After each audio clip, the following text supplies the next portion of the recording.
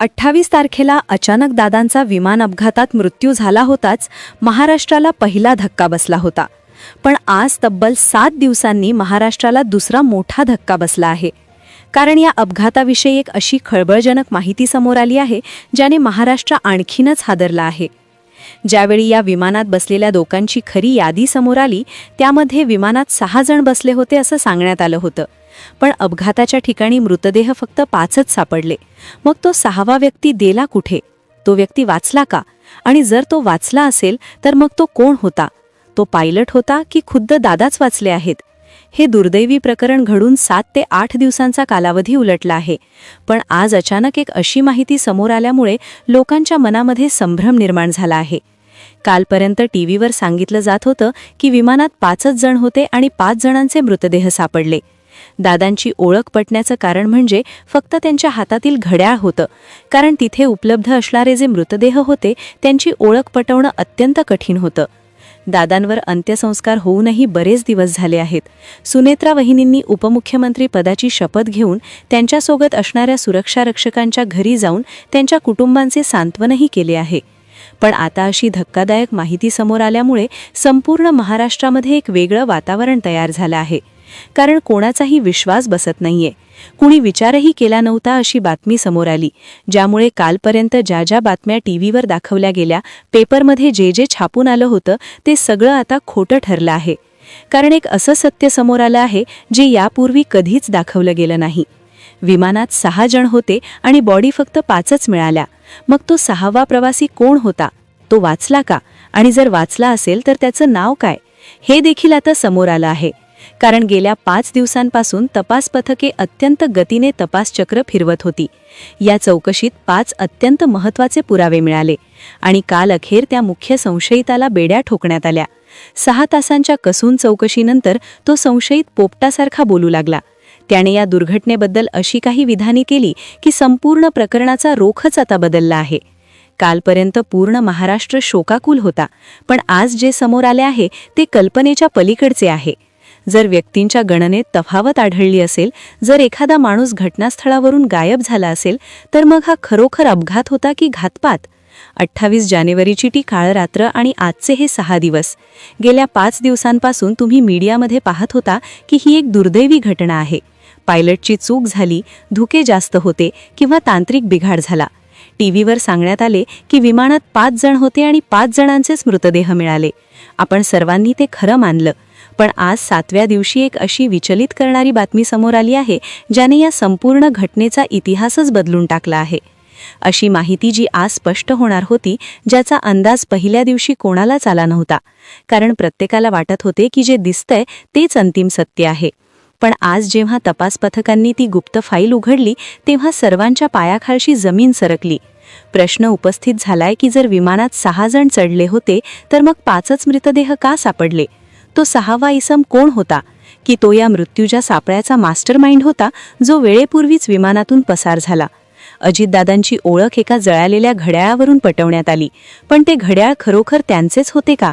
आज या व्हिडिओमध्ये आपण पहिल्या दिवसापासून ते आजच्या 7व्या दिवसापर्यंतचा असा प्रवास करणार आहोत जो तुम्हाला विचार करायला भाग पाडेल की आपण ज्याला ॲक्सिडेंट समजतोय ते काहीतरी वेगळेच कारस्थान तर नाही ना.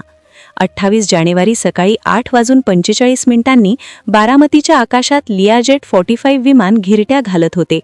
अचानक एक भीषण आवाज झाला आणि आगीचा गोळा जमिनीवर कोसळला. पहिल्या दिवशी सर्वांना वाटले हा केवळ तांत्रिक बिघाड आहे. टीव्हीवर सांगितले गेले की खराब हवामानामुळे वैमानिकाला धावपट्टी दिसली नाही. पण आज उघड झालेल्या माहितीनुसार त्या दिवशी वातावरण लँडिंगसाठी एकदम योग्य होते. मग विमान हवेतच 5 वेळा ताप फुटले. सुरुवातीला जे दडवले गेले ते आज भयानक वास्तव म्हणून समोर येत आहे. 29 जानेवारीला संपूर्ण महाराष्ट्र अश्रू गाळत होता. दादांवर अंत्यसंस्कार झाले, पण त्याचवेळी विमानतळाच्या मॅनिफेस्टमध्ये प्रवासी यादीत फेरफार केला जात होता. पहिल्या दिवशी यादीत 6 नावे होती, दुसऱ्या दिवशी ती 5 कशी झाली? का कुणीतरी जाणीवपूर्वक त्या 6व्या व्यक्तीचे अस्तित्व संपवण्याचा प्रयत्न केला? तिसऱ्या दिवशी तपास यंत्रणांनी तपासाची दिशा बदलली. त्यांना 5 असे पुरावे मिळाले जे अपघाताच्या थिअरीला खोटे ठरवत होते. आता हे पुरावे सर्व गुपिते उघड करणार होते. सर्वात आधी ब्लॅक बॉक्स कालपर्यंत समोर आला होता. ब्लॅक बॉक्समध्ये नक्की काय रेकॉर्ड झाले होते? शेवटी क्रॅश होत असताना जो मेडे कॉल दिला जातो तो दिला गेला की आणखी काही वेगळा आवाज आला होता? हे सर्व कालपर्यंत स्पष्ट होणार होते. पण आज जी विदारक माहिती समोर आली, जो असा धक्कादायक खुलासा झाला, त्याचा विचारही कोणी केला नव्हता. कालपर्यंत टीव्हीवर दाखवले जात होते की हा अपघात आहे, तांत्रिक कारणे आहेत, किंवा काल एका आरोपीला अटकही झाली होती. त्या आरोपीविषयी विविध माहिती दिली जात होती. पण पुरावे जे बोलतात तेच सत्य असते. माणूस खोटे बोलू शकतो, पण पुराव्यांवर विश्वास ठेवावा लागतो. पुरावा ही अतिशय महत्त्वाची गोष्ट असते. पुरावा जर बोलला तरच आपण ती गोष्ट खरी मानतो. मग मुख्य पुरावा काय होता? काय काय घडले शेवटी? 6 माणसे होती की 5? जर 6 होती तर 5च देह कसे काय मिळाले? मग तो एक व्यक्ती कोण आहे जो सापडला नाही? काय घडली महत्त्वाची घडामोड? अतिशय महत्त्वाच्या मुद्द्याला आपण आता सुरुवात करतोय. संपूर्ण महाराष्ट्राचं काळीज पिळवटून टाकणारी सत्य आता बाहेर यायला सुरुवात झालीये. पहिल्या 2 दिवसांत जेव्हा अपघात झाला होता तेव्हा लगेच ब्लॅक बॉक्स समोर आला. ब्लॅक बॉक्समधून एक सगळ्यात पहिली एक बातमी समोर आली. एक माहिती समोर आली की माहिती अतिशय वेगळी होती.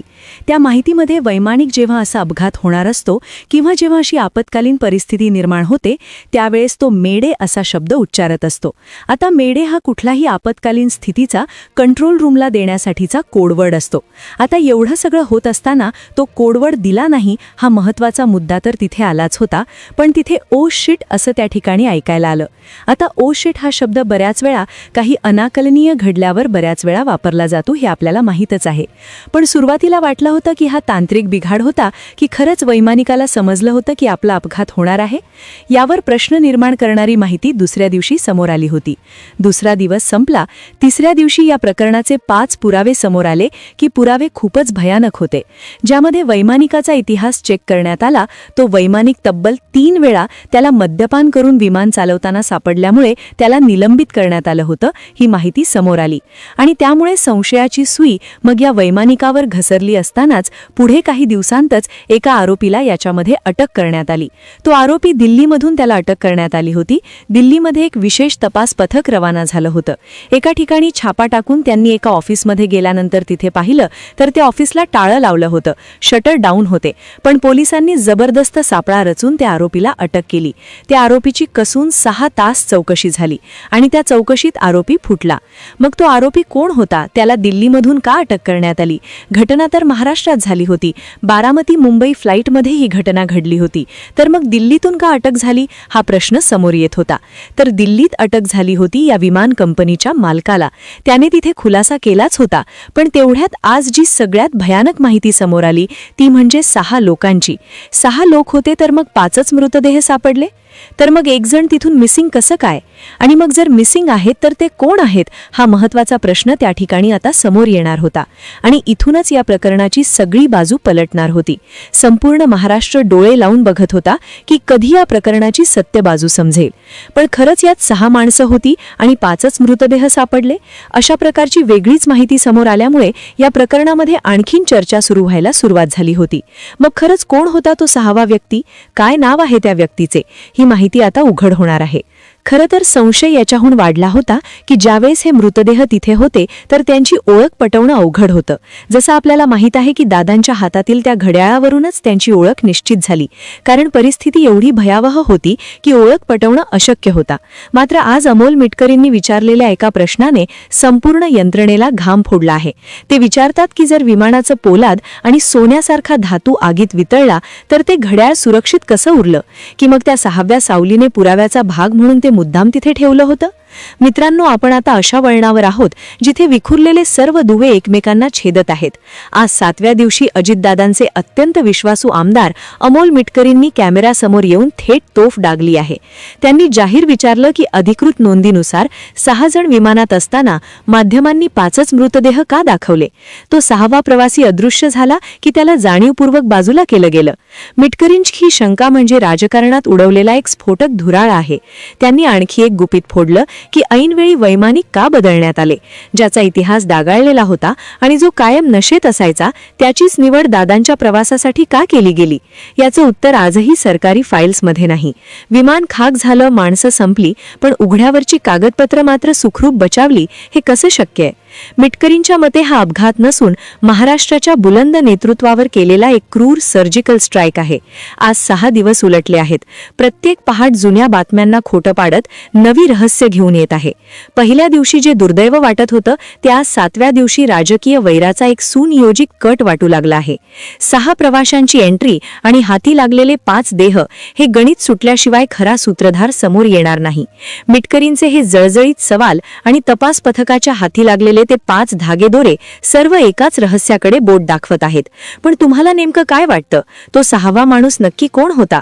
चालत्या विमानातून एखादी व्यक्ती हवेत लुप्त होऊ शकते का? प्रेक्षकांनो, आतापर्यंत जे काही समोर आलंय ते खरोखर अंगावर काटा आणणार आहे. पण एक गोष्ट इथे स्पष्ट करतो की ही माहिती सध्या बाहेर येणारे तर्कवितर्क आणि सूत्रांच्या दाव्यावर आधारित एक शक्यता आहे. आमचा हेतू कोणाच्याही भावना दुखवणं किंवा चुकीची माहिती पसरवणं हा बिलकुल नाही. पण विचार करा, अमोल मिटकरींसारखा जबाबदार लोकप्रतिनिधी जेव्हा पुराव्यांवर प्रश्न उभा करतो तेव्हा प्रकरण गंभीर बनतं. सोन्यासारखा धातू वितळला, घड्याळ कसं सुरक्षित राहिलं आणि सर्वात महत्त्वाचं म्हणजे 6 प्रवाशांच्या नोंदी असताना तो 6वा माणूस घटनास्थळावरून कसा गायब झाला, हा निव्वळ योगायोग असू शकत नाही असं देखील त्यांना का वाटलं? आता तुम्हाला काय वाटतंय? ही खरंच कोणाची चूक आहे की याच्या मागे भलतंच काहीतरी दडलंय? तो 6वा व्यक्ती नेमकं कोण असावा असं तुम्हाला वाटू शकतं? कमेंटमध्ये तुमचं स्पष्ट मत नक्की नोंदवा, कारण की तुमची प्रत्येक कमेंट या विषयावर नवीन प्रकाश टाकू शकतो. अशा धक्कादायक आणि माहितीपूर्ण गोष्टींसाठी आपल्या चॅनलला सबस्क्राईब करायला विसरू नका. पुन्हा भेटूया अशाच एका महत्त्वाच्या अपडेट्ससह. तोपर्यंत काळजी घ्या. जय महाराष्ट्र.